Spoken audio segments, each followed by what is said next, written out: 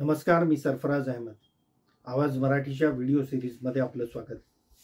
मध्ययुगीन काळामध्ये रामाची भक्ती आणि रामाच्या अयोध्येवरती अनेक कथा, कविता, काव्यसंग्रह, मसनवी असे वेगवेगळे साहित्य प्रकार आढळतात.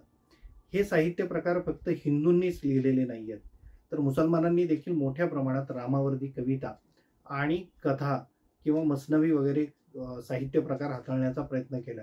अर्थातच त्याच्यामध्ये पहिलं नाव हे मलिक मोहम्मद जायसीचं येतं. मलिक मोहम्मद जायसीनं पद्मावतमध्ये प्रभू रामचंद्राविषयी वेगवेगळ्या पद्धतीनं मांडणी केली आहे.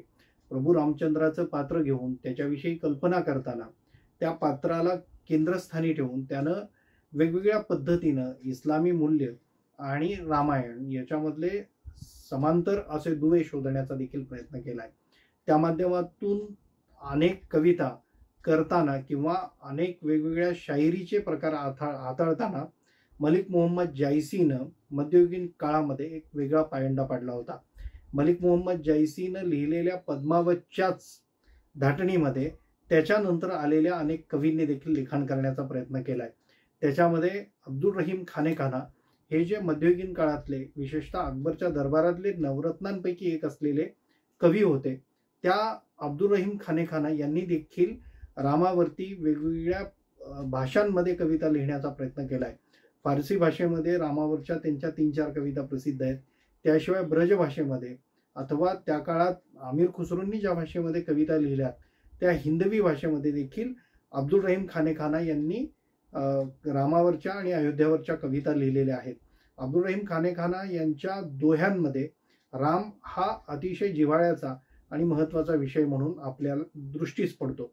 ज्या पद्धतीनं मी उल्लेख केला अमीर खुसरोंचा, त्या अमीर खुसरोंनी देखील अयोध्येमध्ये काही काळ वास्तव्यास असताना त्यांच्या रुबायांमध्ये आणि शायरीमध्ये रामाचा उल्लेख करून प्रभू रामचंद्राविषयी आपली आस्था प्रकट करण्याचा आणि भारताच्या या मिल्याजुल्या कल्चरविषयी, संस्कृतीविषयी काही लिखाण करण्याचा प्रयत्न केलाय. आणि त्यांच्या एका कवितेमध्ये अमीर खुसरो म्हणतात की मला भारतामध्ये सर्वात आवडणाऱ्या शहरांपैकी दिल्लीच्या नंतर अयोध्येचा नंबर लागतो. अयोध्या ही भारतीय संस्कृतीचं एक वास्तविक रूप आहे. इथे सुफींच्या दर्गा आहेत, प्रेषितांच्या कबरी आहेत आणि प्रभू रामचंद्राची राजधानी देखील आहे. त्यामुळं अयोध्या मला खूप जवळची वाटते आणि अयोध्येविषयी मला जिव्हाळा वाटतो, असं अमीर खुसरोंचं म्हणणं आहे. अमीर खुसरो असतील, अब्दुल रहीम खानेखाना असतील किंवा मलिक मोहम्मद जायसी, हे सगळे हे उत्तर भारतातील कवी अथवा शायर आहेत. तर आपण थोडेसे दक्षिण भारतामध्ये ज्यावेळेस येऊन मध्ययुगीन काळातल्या साहित्याविषयी विचार करायला लागतो, त्यावेळेस मध्ययुगीन काळामध्ये प्रभू रामचंद्राविषयी लिखाण करणाऱ्या अनेक कवींमध्ये, अनेक साहित्यिकांमध्ये शेख मोहम्मद यांच्यापासून वेगवेगळ्या मुसलमान साहित्यिकांचा देखील समावेश होतो. दुर्दैवानं दखनी साहित्याच्या अनेक मसनवी या इंग्रजांनी नेल्यामुळे त्याच्यामध्ये जे लिखाण केलंय ते आपल्या दृष्टीस पडत नसलं तरी शेख मोहम्मद यांनी योगसंग्राममध्ये जी लिहून ठेवलंय त्या माध्यमातून रामायणाविषयी दक्षिण भारतामध्ये त्या काळात जी चर्चा चालायची त्या चर्चेचं एकूण स्वरूप किंवा त्याचं परीघ आपल्या लक्षात येतं.